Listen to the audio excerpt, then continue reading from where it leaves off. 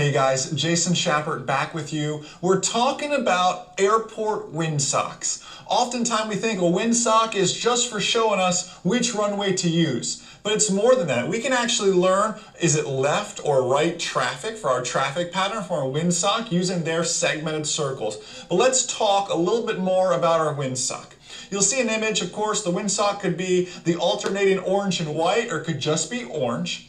You've got to realize though, assuming it's an FAA approved windsock, and obviously if it's not at a private airport, if it's at an FAA approved airport, it is an FAA approved windsock. The only exception being at a private airport, they don't exactly play by the same rules.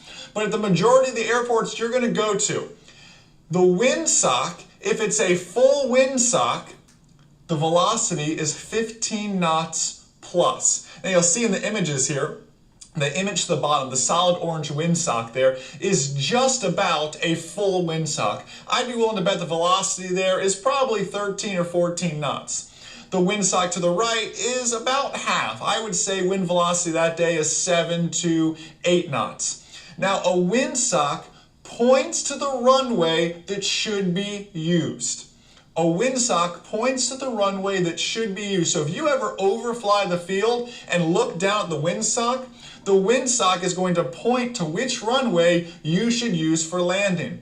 Now some airports have what's called a segmented circle around the windsock. I said some, not all. Unfortunately, only about 20 to 30% of airports actually have a segmented circle. But when you see it, it's a great tool because it shows you which way the traffic pattern flows for each runway. For example, look at our windsock here. Our windsock is showing us we should use runway 36. You can see how north is orientated there.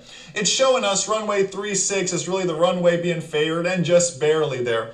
It's also showing us, based on that L down there at the bottom, that it's left traffic for 36. How do I know that? Well, that L shape is showing us our base and then our final to the runway. We would make a left base and then turn final, as opposed to look at 1-8 at the top of that segmented circle. That's showing a right base. I'd make a right turn onto final. Let me help clarify that just a little bit here for you. Let's zoom in on this a little bit.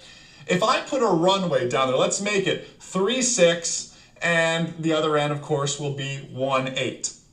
Now look at that L at the bottom of 36. That's showing me which way my traffic is. I'm on a left base, turning left to turn onto final. It's left traffic for runway 36. As opposed to the top of that image, you can see I'd be making right traffic for 1-8.